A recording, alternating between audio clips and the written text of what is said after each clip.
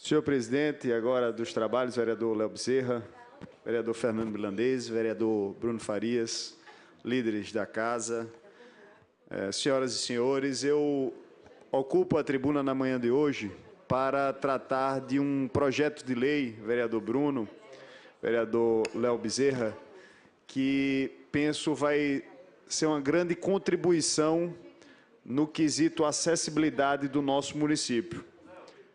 Foi um projeto que surgiu dentro das discussões da Comissão Especial da Revogação das Leis em Desuso e que cria o selo Estabelecimento Acessível. E cria uma comissão integrada por esta casa, mas também pela sociedade civil organizada, pelas entidades representativas dos direitos da pessoa com deficiência em João Pessoa, para fazer visitas, fiscalizações nos estabelecimentos privados e também públicos da capital e conferir selos que meçam, através de estrelas, o grau de acessibilidade alcançado dentro daqueles estabelecimentos. Então, esse selo prevê um número de 1 até 5 estrelas. Quando o estabelecimento for plenamente acessível, vereador Milanês, a comissão especial, essa comissão específica, atribuirá um selo de 5 estrelas, porque aquele estabelecimento é acessível para a pessoa com deficiência motora, de locomoção, é acessível para a pessoa com deficiência visual, é acessível para a pessoa com a deficiência auditiva. Então, quando o estabelecimento tiver o cuidado de ser plenamente acessível, ele ganhará um selo de 5 estrelas e aquilo publicizará a sua condição de estabelecimento comprometido com os direitos da pessoa com deficiência. E à medida em que esse grau de acessibilidade diminuir, seja porque ele tem uma rampa, mas não tem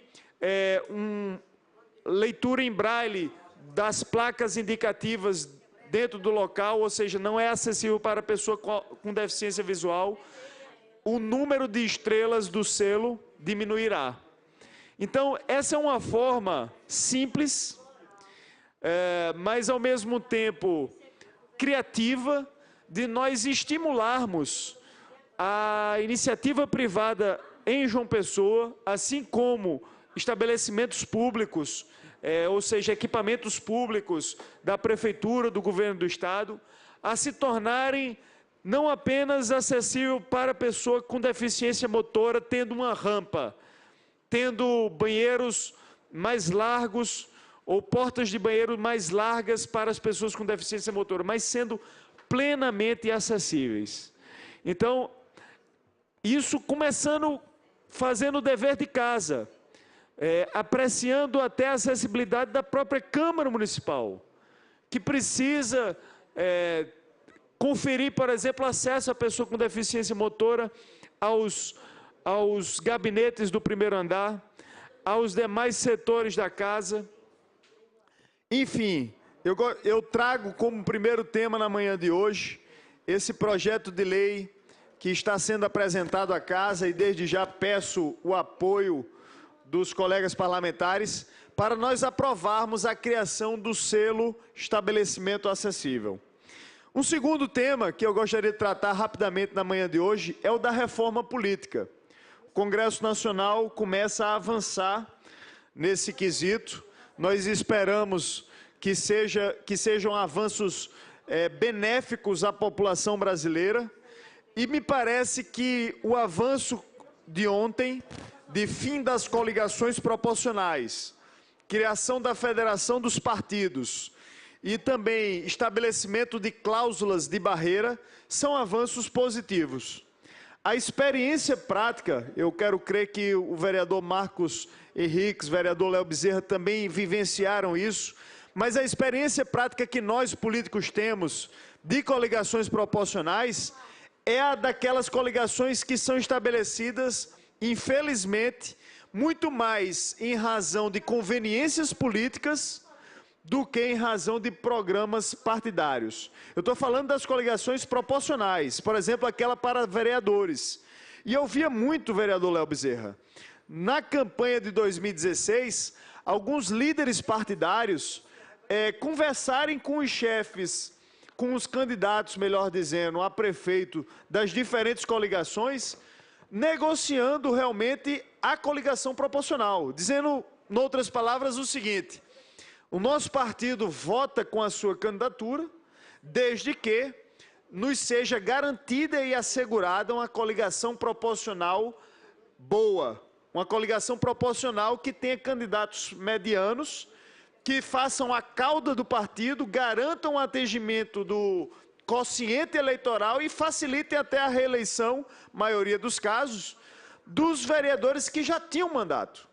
Então, as coligações proporcionais, na verdade, estavam servindo muito mais a conveniências políticas do que a construção de programas político-partidários.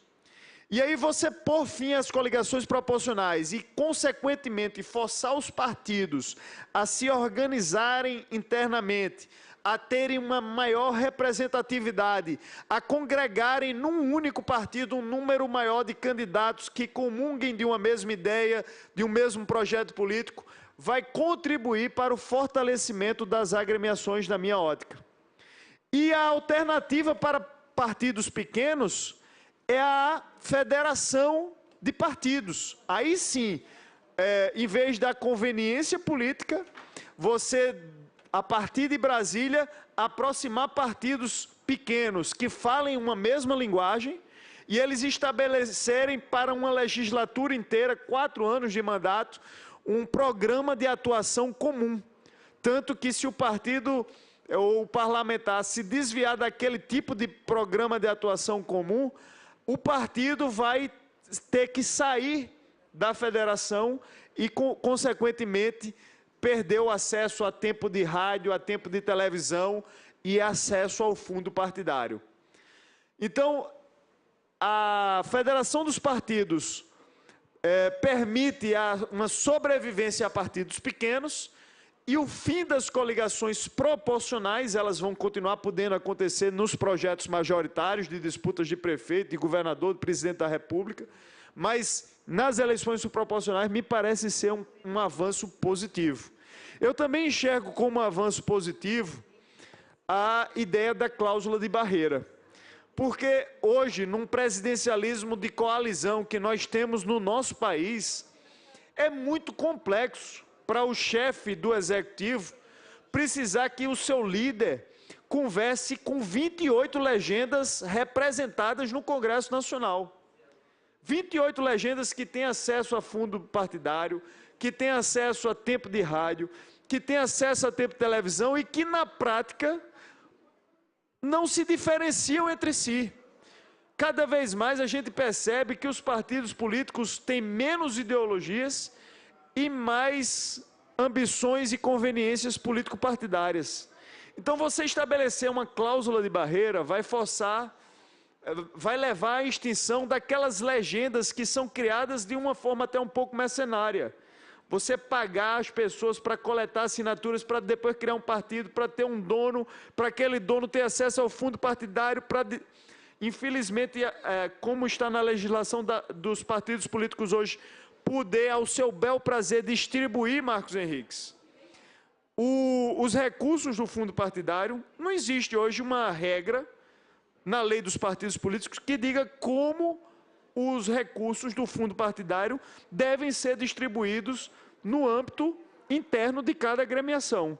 E aí os partidos têm total autonomia nesse quesito, e como não existe um limite à reeleição de presidentes, o cara se torna dono do partido político.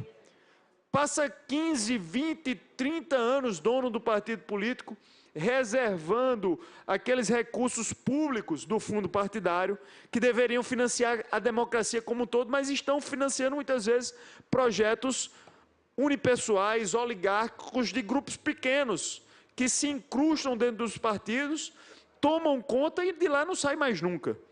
Então, essa reforma política tem muitos pontos para avançar e os anúncios que foram feitos ontem, embora sejam pequenos, pontuais, mas já representam algum tipo de avanço. Então, vereador Léo, gostaria de ouvir os apartes, vereador Marcos Henriques.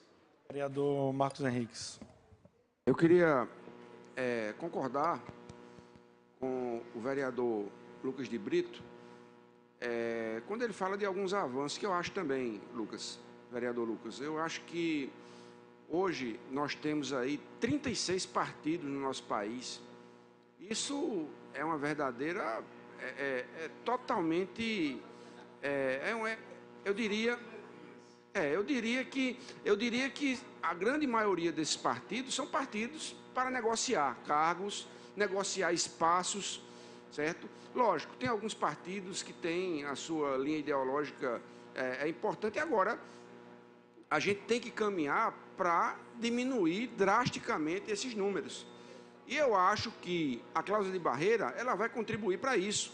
Eu acho que você não pode ter vários partidos com linhas ideológicas convergentes, né, em que você simplesmente dê espaços e você faça disso uma verdadeira, vamos dizer assim, dentro do nosso movimento, dentro da política, você transformar isso em negociatas. É isso que tem acontecido. Para concluir. Eu também queria falar um pouco sobre a questão da proporcionalidade, né? Que hoje, no governo federal, se discute o problema da reforma política de uma maneira totalmente diferente. O distritão que estava para ser votado nada mais era do que uma forma daqueles que lá estão quererem se perpetuar no poder. Certo? Eu não vejo isso de maneira, mas me surpreendi porque eu também acho que a questão da junção dos mandatos, a junção dos partidos políticos, eu acho que você proporciona, quando você acaba com a esqueci o nome. Não é isso. A proporcionalidade, as coligações, o fim das coligações, ela permite que você tenha nos partidos uma linha ideológica, né? Você proporciona isso aos partidos, para que as pessoas elas possam escolher a linha ideológica daquele partido. Mais 30 segundos, vereador. A linha ideológica daquele partido, ela pode ser respeitada. Então, quando você coloca vários partidos com linhas ideológicas diferentes, você deixa o eleitor inseguro. Então, eu acho que quando você põe fim a isso, você dá ao eleitor, assim, a clareza daquelas pessoas que estão sendo direcionadas o voto. Então, eu acho que isso foi extremamente importante. Esses dois pontos, o fim da cláusula de barreira e a questão, essa outra questão que eu falei, eu acho que foi extremamente importante. Para concluir, vereador Lucas de Brito. Agradecer, senhor presidente, o aparte do vereador Marcos Henriques. Nós convergimos no pensamento em relação a esses pontos da reforma política.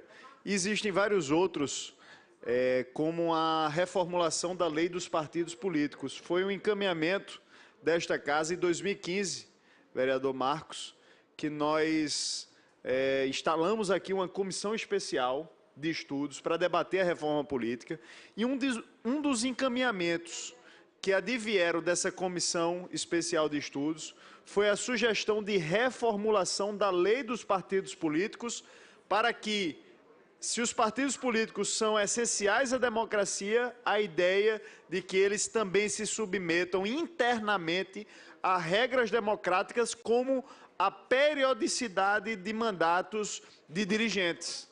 Ou seja, os dirigentes terem mandatos periódicos e não haver a reeleição ilimitada de presidências, como uma forma de oxigenar periodicamente os partidos políticos. Então, essa sugestão eu gostaria de, na próxima semana, novamente encaminhar ao Congresso Nacional, já que até o final de setembro... Pode concluir, vereador. Já que até o final de setembro o Congresso estará discutindo as propostas da reforma política, por que não, num regime de urgência, enfrentar essa necessária democratização desses elementos essenciais à democracia, que são os partidos políticos e que, infelizmente, pregam democracia, mas internamente, muitas vezes, funcionam como feudos que têm donos e que servem a interesses oligárquicos ou apenas pessoais ou de pequenos grupos mesmos que se perpetuam à frente do poder político no nosso país. Então, esse tipo de contribuição que a Câmara pode dar a título de sugestão, embora não vá legislar sobre a matéria, mas faz com que nós nos sintamos com a sensação de dever cumprido, por estarmos participando dos grandes debates nacionais.